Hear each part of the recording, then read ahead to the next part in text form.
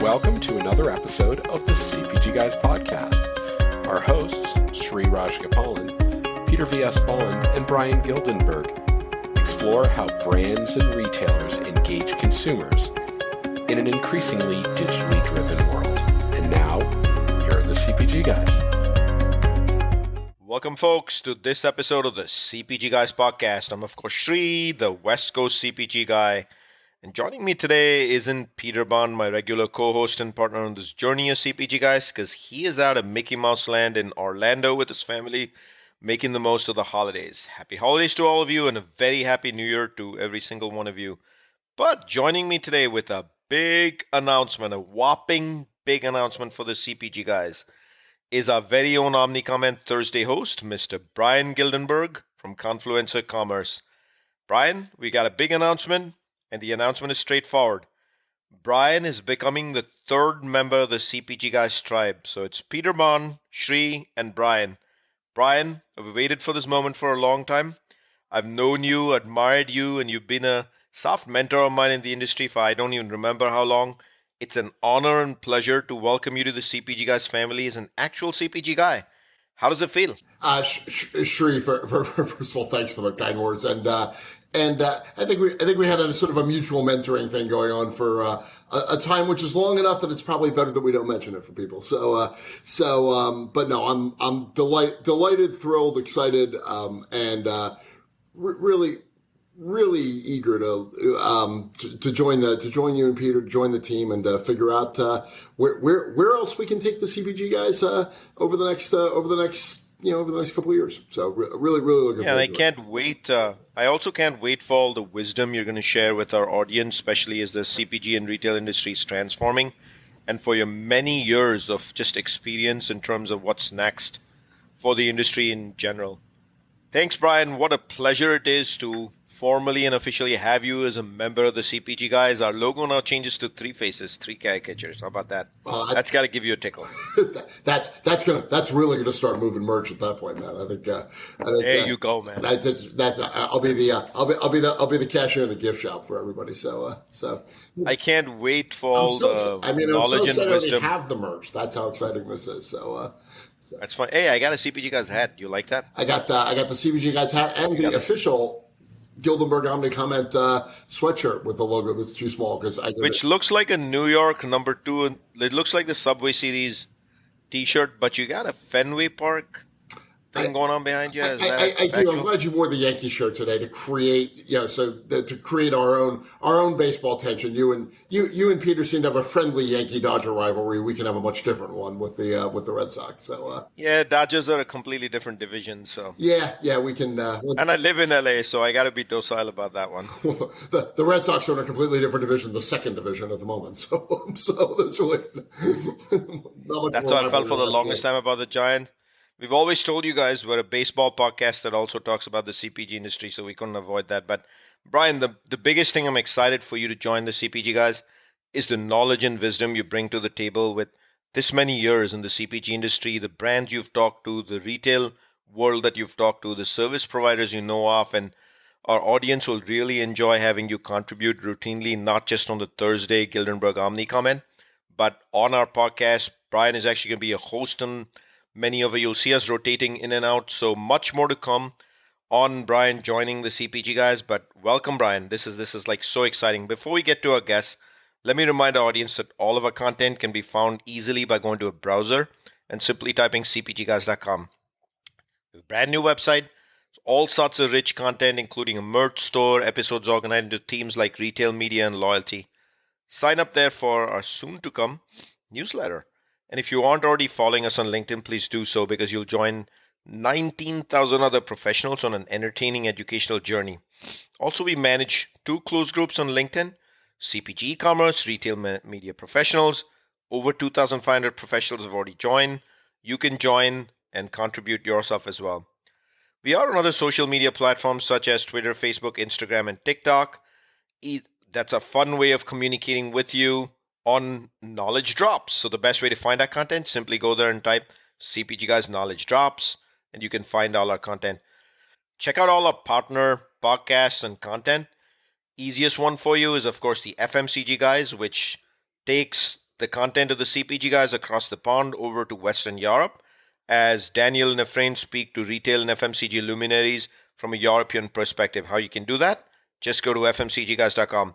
Check out all other additions to the CPG Guys family. The CPG Scoop hosted by Jennifer and Riza, snackable conversations with industry veterans, the actual retail media minute by Jeff Malmard, which goes out on Tuesdays. Catch Sean Halter, the CEO of Mio Marketplace, on Monday with CPG Bites. We've already talked about Bryan Gildenberg on the Omnicom on Thursdays. And then, of course, our friends from Pair Commerce, Eric Martel himself, and Alex Weiler, as they speak to more snackable tech talk on the CPG industry on Fridays. We're proud to partner with Next Up, formerly known as the Network of Executive Women, whose mission it is to advance all women in business and to promote the cause of gender equality and career development. Visit nextupisnow.org/CPGguys to learn about more group. Our commitment during Women's Month for the CPG Guys last year, November 2022, was that we will be supporter level partners of this great organization, and in 2023 that we will be giving out 50 membership to Next Up. So here it is, 2023 is here. Happy New Year, y'all.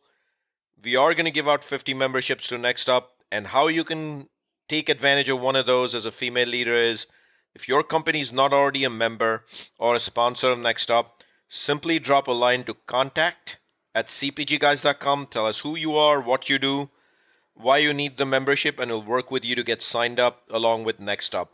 So exciting times for us. And speaking of exciting times, what a year in the CPG industry. Unlike many other years in the CPG industry, a lot of turbulence across the board, because there was a swing in COVID to what I would call e-commerce, a lot of click and collect, kind of still very consistent and persevering over the course of time. Retail media has become a powerful media force and engine. Not that it wasn't, but it's now being officially recognized as one of those. AI has become more and more real. We saw changes in pure play not running the race as fast as it traditionally has in the e-commerce world. Lot going on. So this episode is a 2022 retrospective, as Bryan and I host, and Peter comes back to regular programming next week. So let me kick this off, Bryan, with the obvious, absolute top of mind topic. Give us a retro on how retail media went in 2022. Yeah, I think the easiest way to talk about retail media is it went from a completely emerging platform outside of Amazon into what I think is now a sort of a plannable cornerstone of the relationship that brands have with the largest retailers that they sell to. The Amazon ecosystem continues to evolve, and look, I think the amount of the amount of intelligence, the amount of investment, and the amount of development of tools and understanding of how Amazon's advertising ecosystem works, I do think moved forward this year. It probably moved forward at what I might describe as a roughly similar pace to other years. So the net advancement there has been impressive, but probably linear. I think where you've seen more of the sort of the geometric or order of magnitude changes have been in the retail media platforms offered by non-Amazon retailers, i.e. the primarily brick and mortar operators that make up most of the volume of a CPG company's business in the US.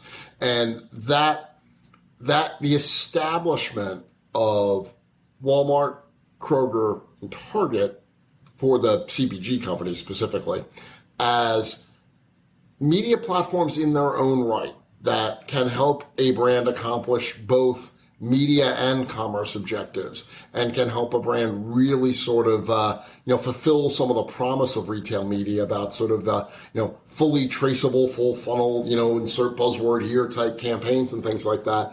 I do think the industry really went through an accelerated rate of change this year as Walmart, Target, Kroger specifically really accelerated their capabilities. This is in no way, shape, or form to short shrift any of the other players in the space that either built new retail media networks or improved theirs.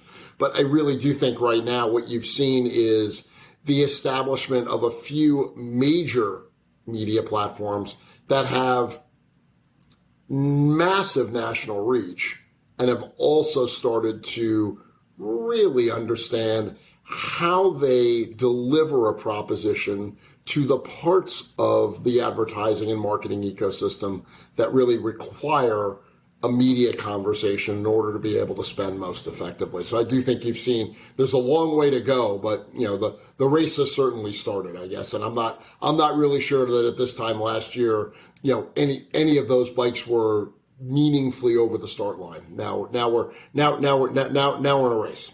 Few things stand out in my head based on what you just said, Bryan. Number one is retail media is now for the first time, I think, being seen by the entire industry, CPG or retail or service providers included, as a viable media option, which means it's moving away from lower funnel activation to true brand-based decision-making on what the campaign should look like. There was a term you used many moons ago with me that it's about brand activation versus lower funnel activation, which I truly believe in. So that's a big one. If you're a brand, you should truly look into retail media as a viable option for brand campaigns as it's full funnel marketing, and truly bring out what your brand really wants to exemplify versus just shooting for lower funnel and measuring how many units you sold. By the way, this is how it should have been from day one, but it took 5 years of reckoning to get there. Better late than never. And I don't think that's entirely the fault of the brands, to be honest. I think this is the big transformation that you saw in 2022. I think the retail media networks themselves got better at supplying brands with the information and the types of reporting required for somebody that buys media for a living to be able to use those things in a way where it doesn't have to be a completely separate thought process from everything else that you're doing. So, Jeff Melmatt, who does a brilliant job every week on our platform talking about all this stuff, a year ago, I don't think Jeff could have seamlessly and easily bought most of the retail media properties without having to make a phone call, having to do manual work, having to crunch through spreadsheets and do stuff. Today, you don't have to do that anymore, right? Or you're getting to a point where a media buyer can more seamlessly integrate retail media networks into their overall media plan. And I think if you combine that with some of the real disruption that happened in the non-retail media digital marketing world this year, notably with IDPA and Apple's ATT adoption really disrupting a lot of the advertising that was happening on Meta and Facebook. And now all of a sudden you've got digital media budgets that were getting disrupted anyway, and retail media kind of showed up at any time to sort of take advantage of that. So I don't want to lose sight of the fact that the biggest transition in digital marketing this year probably had nothing to do with retail media, but helped drive a lot of the growth of retail media. And it also wasn't what we've been talking about for 4 years, which is the degradation of cookies on Chrome. As it turned out, the problem wasn't with dessert, it was with fruit. It wasn't cookies, it was Apple. So as most of us know, always opt for dessert first. In the retail media world. And I joked on some podcasts the other day that I think cookie degradation is slowly but surely turning into the Y2K of marketing problems of the 2020s. Is that this seems like a thing that may happen someday or may not? Who knows? But I think at this point the ecosystem's kind of adapted to it. So, but the rather sudden and sharp transformation of digital marketing this year was a really, really big shift. Couple things I want to leave our listeners with on that angle on retail media. We've already said now it's viable. You need to consider it seriously in your media mix and brand campaigns. Second thing is the availability of metrics and data has changed. It's no longer ROAS. You can actually determine what metric works for you best if you're truly about upper funnel and full funnel marketing based on brand campaigns. Those metrics should entirely be based on what the campaign objective is, which should be dictated by a brand that's really financing the campaign or actually running the investment for the campaign. So I want you all to hear that clearly. The third is from a service provider perspective, media buying now for retail media, there are a variety of platforms that offer self-service. For the first time in the industry, I'm not advocating for self-service here, but for the first time in the industry, if you're a small brand, startup, less than 100 million as the case may be, there are ways you can do this yourself without having to outsource your media buying, which I think is phenomenal, as well as all these service providers are also providing you metrics that you don't have to sit and try to calculate stuff yourself. These are all changes I've seen. And the other thing I've seen is if you're a brand, let me close it out before I go to the cookieless world in a second here with you, Bryan.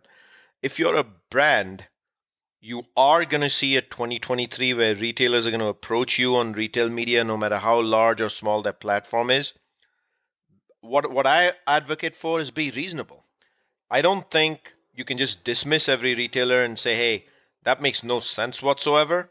But what would make sense is the order of magnitude size of one and what impressions and outcomes they can deliver versus what another retailer can do. And hopefully the investments are therefore structured by order of magnitude as well. And not every player is going to be the same whatsoever. So that sensibility needs to exist on both sides. So yeah, I think it's interesting because I think and this has been a tension in the media industry that I think actually predates the internet, to be honest, which is that, and I remember talking to my friends that worked at the artist formerly known as Facebook, when it was Facebook, years ago about this. And I remember talking about all of the targeting capabilities of Facebook, and this is probably a decade ago. And we were going through that, and one of my friends said to me, look, he goes, that stuff's all great, but brands don't want any of that. All big brands are trying to buy is cheap reach. So the minute we figured that out, we being Facebook, and stopped trying to sell them nuanced and targeted campaigns and just sold them cheap reach because it's what they were trying to buy, our ad business exploded. And I really do think this is one of the opportunities that gets presented to this ecosystem by where it is right now, which is the ability to figure out where cheap reach is what you're trying to do and figure out where something else is what you're trying to do. And I do think that for the medium-sized retail media networks in the world, if they're going to be viable as standalone entities and not as aggregated feedstock for a massive media buy, they're going to have to figure out what that something else is. Like, how are they going to win with something else? How are they going to do something else that isn't just, because if it's just cheap reach, they're going to get aggregated and they're going to find that the margins on the media that they're selling are not what they were promised by the consultant that told them this was a good idea. So there's a lot to unpack in that. And one of the many reasons I'm delighted to be joining the group. I think the beautiful thing about everything we just discussed is, I think, just further doubles down that retail media is here. Pay attention, get into it in a deep way. If you're a CMO or marketer, I'm going to tell you for the first time, it's not a sales forte, it's a marketing forte. Get involved, treat it like a actual campaign and a media mix, not as something else. So which results in the second one, Bryan, and that is the emergence of 1P data. The industry has been discussing 1P data for decades. There's nothing new in 1P data. Syndicated providers, the IRIs of the world, made it easy by actually collecting data from retail, and for the longest time, brands have relied on that data to really measure outcomes. And then somewhere in the last 7-8 years, digital became a reality with the Facebooks, Instagrams, the various digital platforms, now e-commerce, etc. Precision marketing became very, very solid as targeted marketing. Programmatic was born maybe a decade ago, 7-10 years ago. And then we've hit this cookieless world, which is send a little bit of an electric shock across the board to marketers, to agencies. And the talk of the industry now is 1P data. Collect your 1P data, build a big database, because that's going to be the best way you can do precision marketing and targeted marketing in the future. I mean, I can't debate that. It's like, yeah, like it's the same thing as saying, 20 years ago, 15 years ago, your website will probably be your biggest asset. Having a Facebook page and a LinkedIn page and a Instagram page, they're free and they can be taken away any second. There's nothing you can do about it. But your website, you actually run a domain. It's your content. It's no different than your email list that you own. That's your own.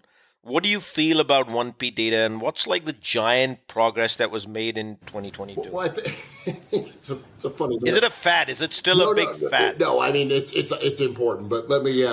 It's the metaphor you picked is a funny one because you pick. You have to own your own website to really. And sure, that's true, but in real life, most brands have discovered that most of their presence in the digital ecosystem has nothing to do with their own website, right?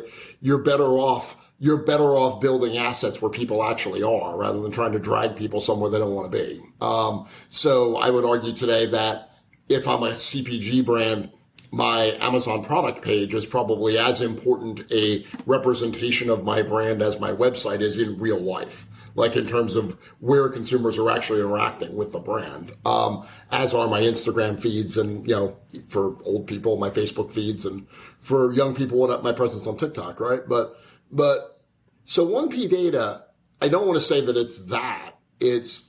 I think the idea that I think there's a couple of things that have been really wrong with the approach to 1P data. So let's start there and then we can get back to what's right.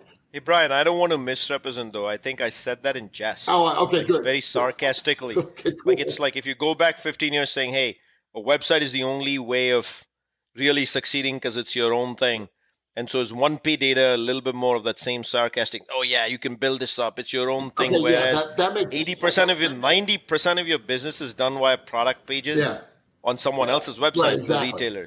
Well, I think too, and I think a lot of the 1P data conversation is very similar to it's every brand's initial reaction to the problem, right? I need to own as much of this as I can because big companies, especially big CPG companies, tend to be uncomfortable with an ecosystem in which I need to connect to things or share or link or combine assets. So, in the same way that your website is a thing to have, but is, to your point, not the most useful representation of your brand today, 1P data is really useful, provided you know what to do with it.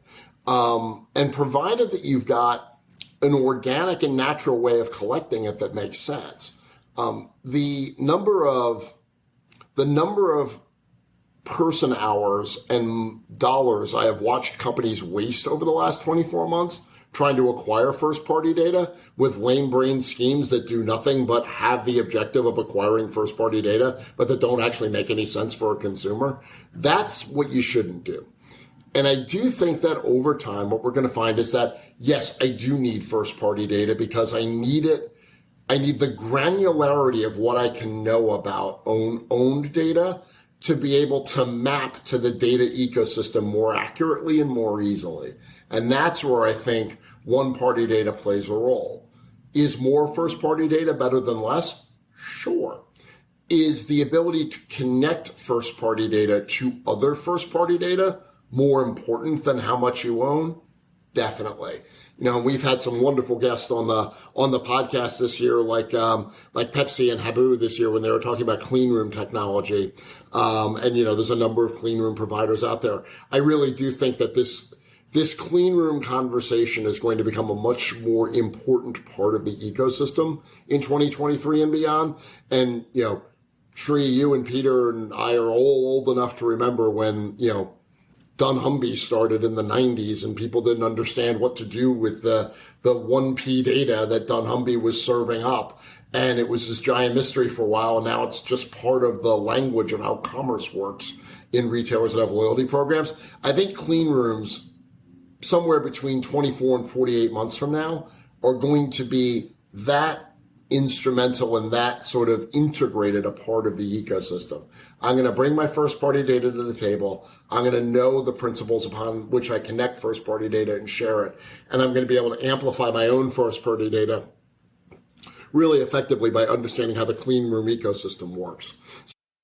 By the way, Bryan, I don't know about you, but I'm old enough to know that a clean room means your files are organized, there's no dust on the table, and the lighting is pretty good, just as you and I have it right now. You swept the room with a box of receipts in it, yeah. Swept the room with a box of whatever, Bryan. So is that not the case? Like I was joking with one of our global media teams about this, though, and when you look internationally at the data ecosystem in other countries, they were doing a pitch and we were talking about clean room technology to somebody who was really interested in places like Nigeria and Cameroon. I was like, yeah, maybe. I think there the clean room is literally that somebody went in and swept the floor with the boxes of paper. Okay, so. And will the Yankees ever have a clean room once they've paid $300 million for Judge's 9-year contract? I'm pretty sure that A-Rod probably still left some stuff in that locker room that leaves the Yankee locker room a distinctly unclean room. But So a little bit more on clean room, right? Like what I hear you say is, one of the best ways to leverage one-party data is not individually the one-party data you only collect by yourself, but with other data assets that are available in the industry to you, and even partnerships as required. And the best way to leverage some of those partnerships is actually by putting the data in a clean room and being able to do what a cookie used to do for you in a previous life, which is really understand household consumption and then get back to targeted marketing. The important thing that I really want to remind brands of in the process is you must remember that you can't allow 1P data to become a fad for you, and it's not about who's got the largest number of data records in a 1P data. You have 20 million consumers or whatever the number may be, 50 million consumers. I remember the days of Pepsi and Epsilon from 20 years ago when we were obsessed about our numbers. We wanted 5 million in our consumer database. That's not what it's about. It's what you do with the 1P data via using a clean room to combine it with other data assets to get back to the same benefit you had in a cookie-filled world. I giggle when I say cookie-filled world because you started up front right up saying, I guess all desserts matter, so we got to recognize that. And Bryan, I want to go back to that philosophy on treat 1P data for a purpose, like performance with purpose. Don't make the fad of collecting 1P data your objective. Ask yourself, just like we said on retail media, what are the 5 things you're going to do with that?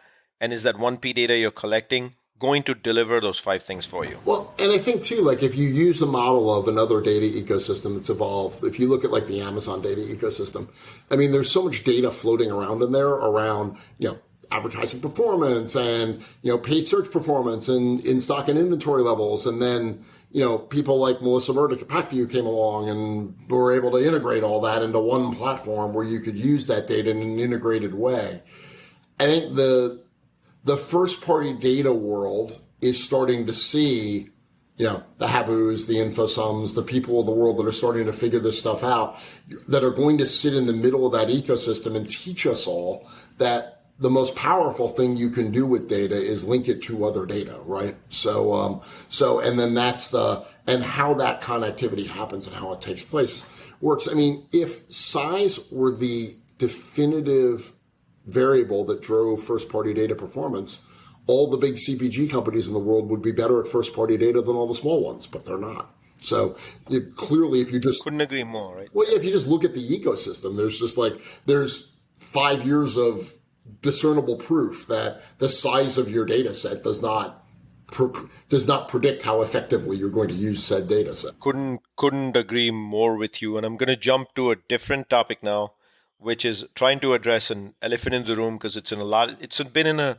lot of conversations on the CPG Guys podcast, as well as a lot of posts we've made and interactions we've had in the entire industry, no matter service provider, retailer, or brand, and that is the role of e-commerce go forward.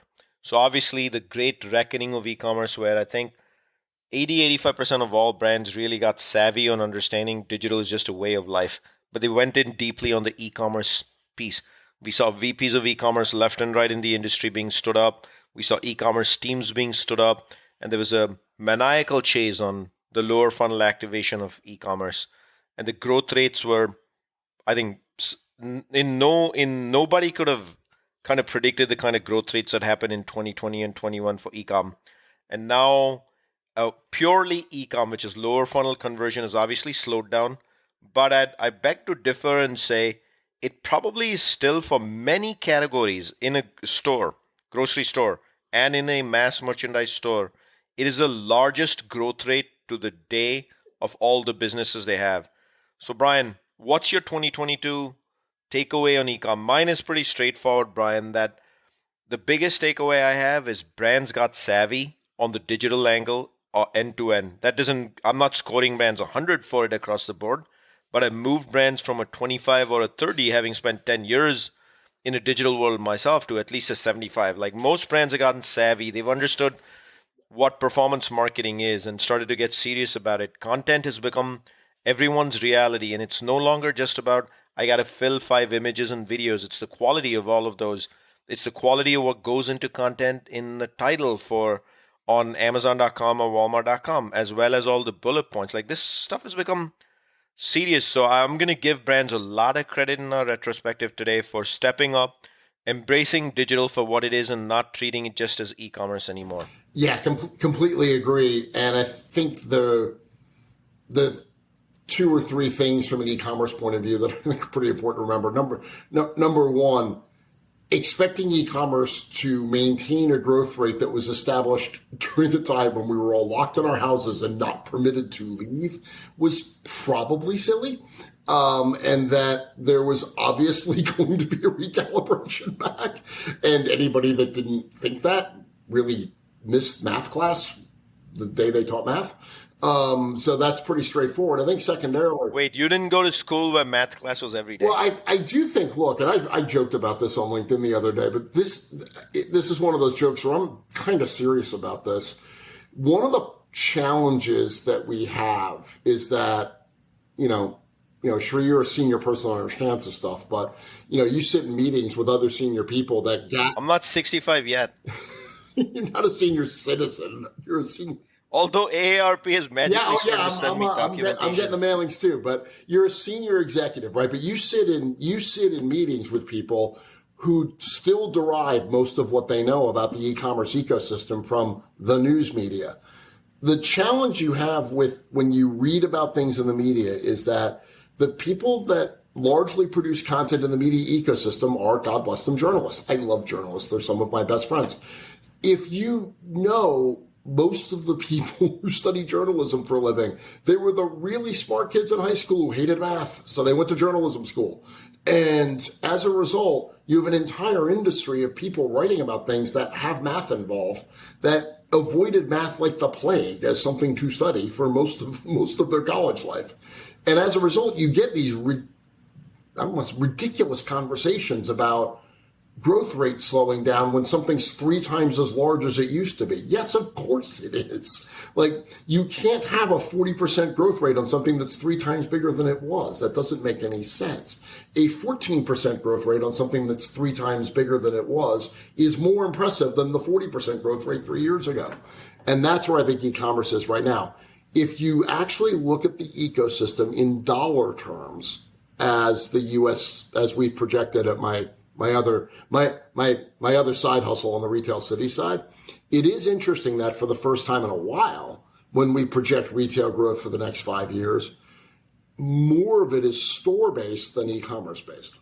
So you've still... I didn't see that yet, Bryan, but that's a big... You just dropped a big statement in there. It was never more than 50. It was never more than like 55-45 even at e-commerce. Well, obviously COVID, but if you take COVID out, the 50 to 60% of the growth in the U.S. ecosystem was coming from e-commerce. 40 to 50 was coming from brick and mortar. That number, as it's projected over the next 5 years, flip-flops a little bit, with the caveat that at some point between now and then, all that's going to stop mattering, because of the significant role that e-commerce is playing in the in-store trip in terms of click and collect, in terms of using your phone in store. At some point, one of the easiest predictions to make is that between now and 2027, the distinction between physical retail and digital retail just won't matter. It just won't be the way that we think about this anymore. In the same way that I can remember an era in which we used to break out Walmart sales into super centers and discount stores because for some reason that mattered. But we had to know which part of their sales were coming from their super center division versus their old discount. And now it's just Walmart, right? And I think that's exactly where this is going to go. It's just going to be Walmart. It's just going to be Target. And eventually, once Amazon buys a large-scale brick-and-mortar retail chain, which they probably will between now and 2027, it'll just be Amazon. So let me remind our audience that you're listening to a 2022 year-end retrospective with big announcement. The third CPG guy himself, Bryan Gildenberg, who's now officially part of the CPG Guys family, and the West Coast CPG guy, Sri. So Bryan, on that angle, right, what I wanted to say is if store growth is going to be the larger number, which you and I could have predicted this a long time ago. And I've been very consistent in the industry saying, hey, focus on the store shelf, the assortment on the shelf. At the end of the day, your digital e-commerce outcomes are dictated. The warehouse for digital is the store shelf, and it's a planogram at the end of the day. So to me, the most successful people in the industry are not necessarily digital whiz kids. It's if you take time to be truly omni-channel, which is start in the grassroots, Some of us were lucky to get that training like you, me, Peter, where we started brick and mortar. We spent 7, 8 years in digital. If you take time to get the grassroots in brick and mortar training and also be flexible enough, ambidextrous, call it whatever you may, whatever the word is, to understand the digital world, those are the future leaders of tomorrow. It's not one side versus the other. You have to know both sides of the fence, and you got to know both sides of the fence pretty well. So let me jump, Bryan, to our next topic. Somewhere in the middle of the year, there was a huge announcement on retail consolidation, and that was the merger acquisition, call it what you may, between Kroger and Albertsons. We covered this in a LinkedIn Live quite a while ago, maybe a week after the announcement came by. But I expect this to be exciting new change. A lot of the industry will say, does this mean prices are going to now actually not work out in favor of the consumer, etc.? I actually think this is great for the industry, that we're probably going to see more choices for the consumer. We're going to see good operational methodology in the industry of how things are executed at the store level, more consistency in how click and collect is executed for a much larger store base.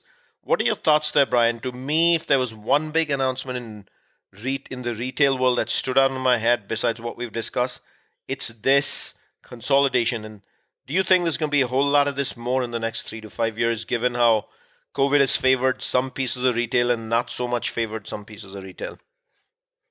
Yeah, I agree. I think there was clearly the most significant sort of structural announcement in the retail industry, yes. And I do think it'll be very interesting to see, of course, how the FTC chooses to look at this. The FTC tends to look at things in a very linear way, which, other things being equal, is not helpful for this acquisition. I do think there is a strongly compelling argument for suggesting that letting Kroger run Albertsons' business will be good for consumers. And that's not a knock on Albertsons. It's just Kroger knows how to run a supermarket with a more competitive price architecture than anybody else in the country, save probably H-E-B. And that's just something what H-E-B has learned through 100 years of experience and 50 years of competing with Walmart in one of their strongest geographies. Kroger knows through data and technology, but they're really good. They're really good at running a supermarket that can competitively price, even when it's got sort of a geographical advantage and, could be more expensive. So that's good. Do I think more consolidation is coming? I don't know. It's really, right now you get to an individual player story. Retail consolidation is hard. Now, I think there's a narrative that goes all around retail consolidation, which is that it, quote, doesn't work. That's just not supported by data. Most of the retail consolidations of the last 10 or 20 years have worked to some degree, depending on how you define worked. And then I think on the grocery and consumer side, though, you have a couple of players of scale left that I don't pretend to understand exactly what the Ahold Delhaize long-term U.S. growth strategy is. I just don't know. But they're a big one. Apart from that, there has never, ever been any evidence that these regional supermarket chains in the U.S., like Wakefern, like Wegmans, like H-E-B, like Meijer, that they can't compete in an everyday trading environment with national players effectively. The one thing that is going to be more difficult for them is the media side of things. And it is going to be harder for Meijer to monetize its media assets, other things being equal, than Kroger, because Meijer's captive media ecosystem is in one very specific part of the country. And unless I, as a brand, really care about selling things in Michigan, the Meijer audience just inherently isn't that interesting. Clearly, people like Criteo and Citrus Ad and folks like that are looking at this as an opportunity to aggregate those and to make that some sort of easier kind of broad-based buy that I can reach really good, attractive audiences across a variety of geographies. But that's the one, this is the first time. Retail media, in a lot of ways, to me, is the first digital innovation that rewards scale since the internet was invented, that I can think of. And it really rewards national scale from an audience point of view to some degree, provided you can manage it well. And so that would be the only pressure point. I think it's easier to envision a world in which those media audiences are aggregated in a powerful way, then retail media becomes such an important part of the P&L. These small businesses can no longer compete and they have to consolidate. But right now, the good regional supermarket chains of the country have shown no evidence whatsoever that they cannot compete effectively in any ecosystem that's presented itself to them. I think, Bryan, there's something to the fact that retail media is definitely going to tease out a conversation in the industry in 2023, not 5 years from now, on national scale versus regional scale.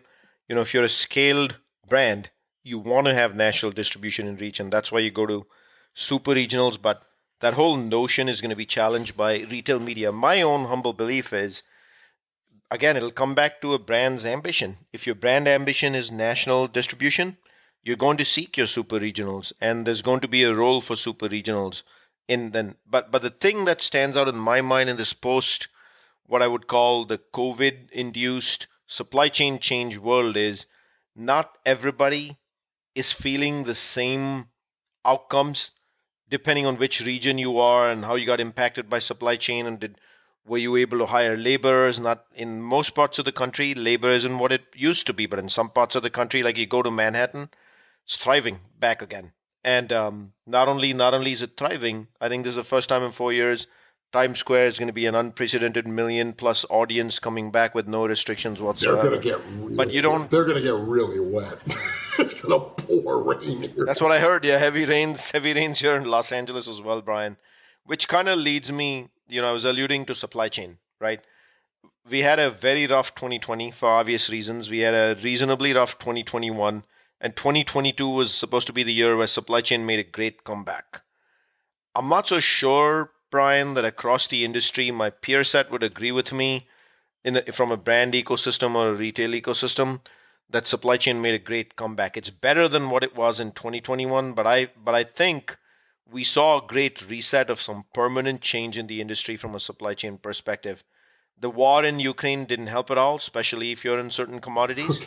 Right. Gas prices really have, for sure. And gas prices came down before the elections, and now I'm hearing analyst predictions going to go right back up to a national average of 5+. That's a whopping number, which is going to tilt a lot of unfavorability back in supply chain and just availability of gas in general. There's the petrodollar conversation, which is changing for the first time to being Qatari. Is it Qatari dinars or whatever Qatar's currency is? Showing a little bit of my ignorance here, despite the fact that I went to Qatar this year, not for the World Cup though, just as a transit tourist while returning from a vacation. I believe it's the dinar. Yes, I think you were right. Yes, the Qatari dinar being a real, for the first time, replacing the petrodollar, and a lot of that going on. To me, the great reckoning of 2022 is supply chain has permanently been bent in a certain direction.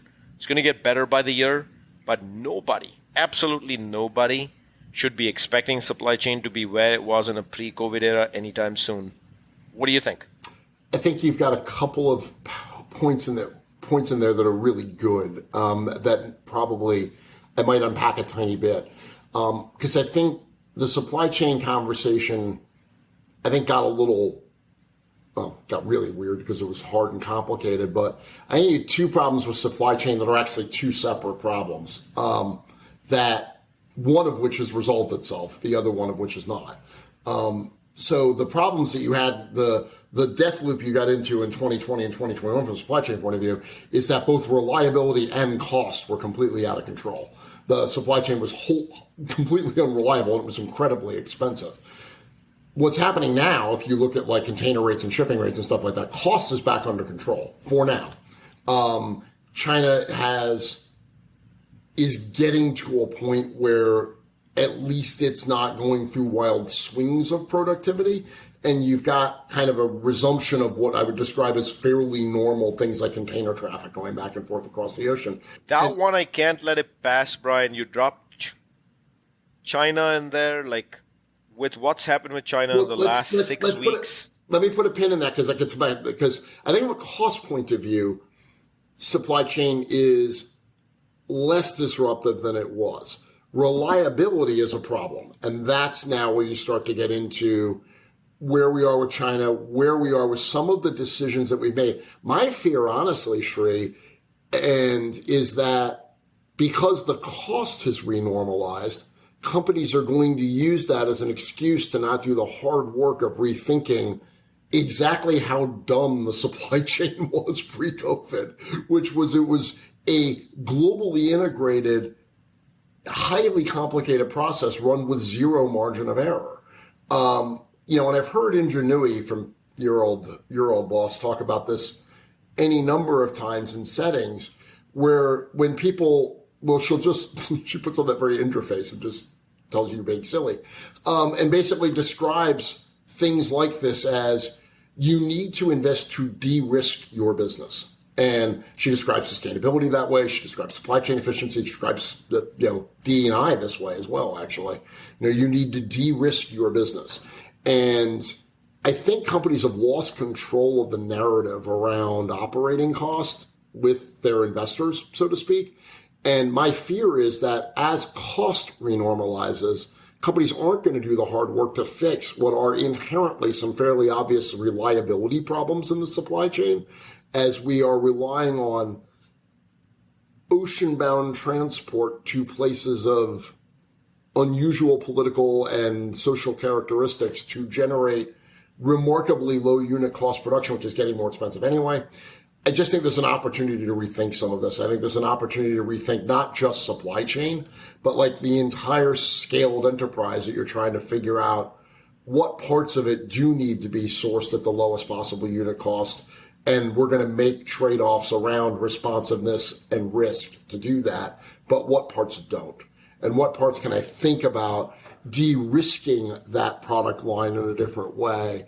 And I would say that if I were going to bet on one thing going forward, I would bet on things like, highly or like really different types of supply chain production processes in relatively low cost markets are a little closer to the United States. So like if I were going to invest in one thing, I'd invest in organic farming in Mexico.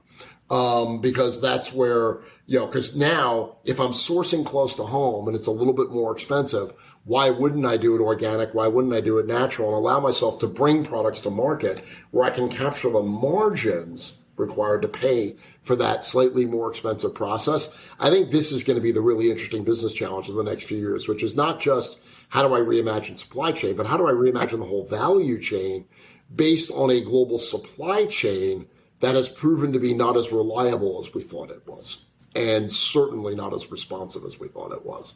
So, for sure, Bryan, there's one I want to close out the show with, which I think was a big disappointment from a retrospective perspective, and that is, if I go back close to 3 years ago when COVID first hit us, March of 2020, AI was a word in the industry that became very strong. Artificial intelligence. It was supposed to deliver some big outcomes in the next couple of years, especially data sensing, prediction, consumer demands, habits, and then all of a sudden the cookieless world got thrown in there, which set AI a little bit back. But everybody was supposed to have Alexas in their home or Google, the Google device. I don't even remember what the Google device is called.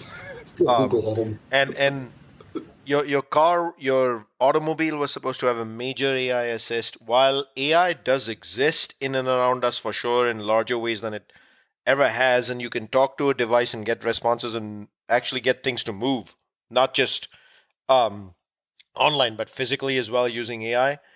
The level of conversation and investments in the industry that were being made and the discussions in AI really has been irrelevant for the CPG industry. And I use the word irrelevant when I feel something is not greater than that 5% index range on a scale of 100. To the day, I haven't really seen AI play out. Any thoughts on that one? Well, I think AI there's that classic Gartner model that talks about the peak of hyper excitement and then the trough of disillusionment, and then you work your way back up to what is a sort of a more normalized. And I think there were parts of AI up until about 2 months ago that were in the trough of disillusionment. I do think you've got a few things going on right now. Whether that is, some of the AI innovations that have really hit in Q4 around the AI technologies that can basically write a newsletter for you, like, Peter sent around to us, like a series of 20 newsletter topics that were all generated by AI. You've got, you have what Lensa did with the AI adoption of physical images for people, where I got to look like a superhero, which is awesome. But again, I think you got to separate out, speech-based interactions with technology, which were an obvious manifestation of AI, but probably not the best use case for it, to be honest. In that, people just don't like to talk that much. Like it's somebody, Alexa, God bless Alexa, and I'm going to trigger it behind me, but there's, Amazon just laid off a bunch of people who are working on that because it didn't do exactly what they thought it was going to do. Speech isn't a particularly efficient way to get information, despite what we're doing here. From a day in, day out basis, I think some of the AI applications you see in things like chatbots, and that kind of thing, and particularly outside the US where WhatsApp is such a big communication platform, the ability to AI enable a WhatsApp interaction to the 20 most likely frequently asked questions and turn that into a relatively seamless thing, I think that's cool. The other thing with AI is that the ability to model, forecast, predict, or get anything meaningful out of granular information. The only forward-looking way you're going to be able to do that is with AI, right? The only pathway between granularity and scalable opportunity for a big CPG company is math. And I think AI will play a very big role in that. I think the challenge that we've had with AI on the business-to-business side isn't the AI, it's the HI that needs to feed the AI. It's the human intelligence. People talk about machine learning all the time. I really believe that one of the core competencies of 2023 and 2024 is going to be machine teaching. There's a real skill set to teaching a machine to do. So I want to hold that thought for a second there, right? Like HI. To me, there's another disappointment that's built into what you just said on the HI side. The word data scientist was born maybe 5 years ago in a profound way. Data scientists, in my eyes, really didn't deliver in 2022 the way stuff was supposed to happen with the large prevalence of data around you. And I think HI is generally swinging and missing. Okay. Hence machine learning? Yeah, I think, well, AI and machine learning to me are kind of on a continuum rather than different things, but just to me. But I think there's the people that are going to lead this great confluence, to coin a phrase, are going to be the people that can start to bridge the gap between data scientists who know data but often don't understand the business applications that they're trying to deliver against, and people that understand the business applications that would require data science but don't know enough to be able to talk to a data scientist. People that can straddle that, I think, are really important. This is, and our good friend Andrea Lace taught me this probably more than anybody, is the thing Amazon's really good at, when you really get right down to it, their people are really good at talking to people that know how to tell machines what to do. That's the Amazon superpower. The ability to do things like write great business requirements so a tech developer can build a system that works out of the box 80% of the way instead of 30% is a game changer for a company. And I think, Sri, to be honest, I don't think the challenge is with the data scientists right now. I think the challenge is on the business side. I just don't think there are enough business people that understand how a tech product gets developed, how it gets built, and what needs to go into it. And the challenge lies not with you personally, but with people like you who run a group of 200 people who see a request from your development team for a task force to build a tool, and you're never assigning like your highest potential person to that task force, right?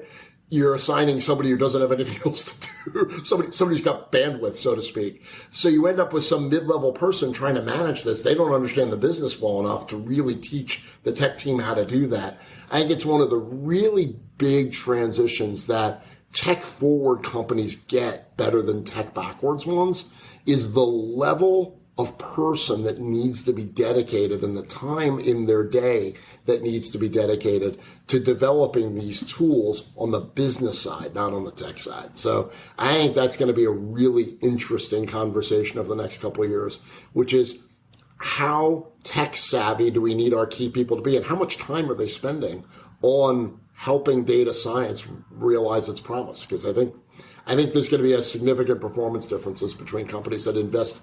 To be honest, Bryan, we are out of time, but that whole tech thing that you just mentioned, that's a whole topic in itself. Because again, like we said, if you're going to be successful in the industry, and technologically there you savvy go, people, Eric. which hopefully Bear Commerce will deliver for us on a weekly basis on Fridays. But I do believe that, just as we mentioned somewhere in the middle of the show, that if you're going to be successful in the CPG industry, you need to have that core brick and mortar foundation and then the digital piece as well. It's not one versus the other. I do believe leaders of the future is now. It's not 20 years away.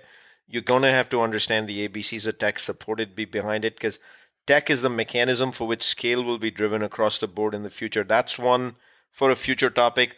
Another one I think that hit me this year, again, we don't have the time to get into it in detail, was how innovation in the CPG industry has changed radically to pack sizes versus true new products, or the further pushing of line extensions versus true new products and forms, things of that nature, ingredients, things of that nature. Not every company, but I would say 90% of the universe.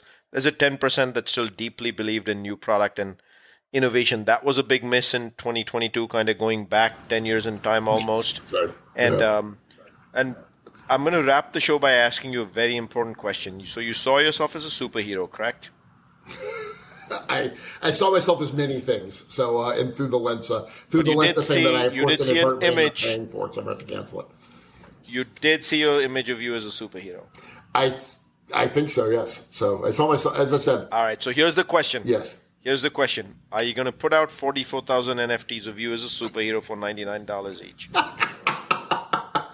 Just check the CPG Guys merch store, Sri. Now that I'm part of the team, we can monetize it. So it'll be about 0.07 ETH on OpenSea. That's the question. That's the question of the day. But good Lord. But folks, let me remind our audience that you can find all of our content simply by going to a browser, typing cpgguys.com as your URL. And if you think you have some thought leadership to contribute to our community discussion, all you have to do is drop us an email at contact@cpgguys.com. Again, contact@cpgguys.com, and maybe you can join us on the podcast.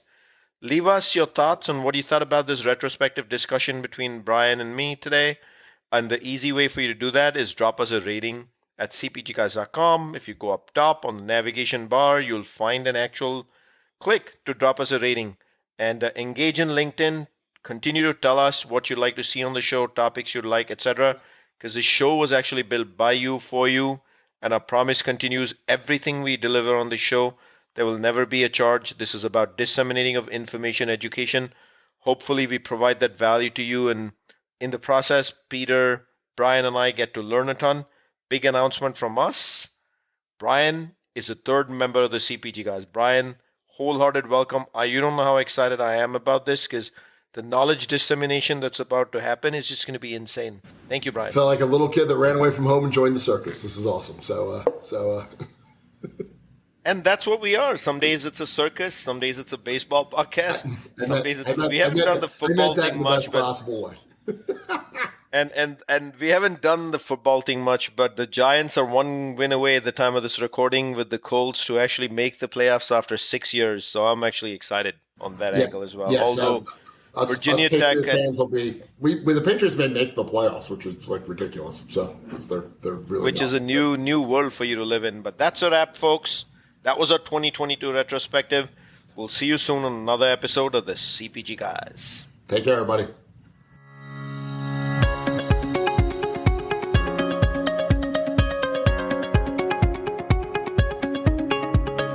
The content in this podcast episode is provided for general informational purposes only.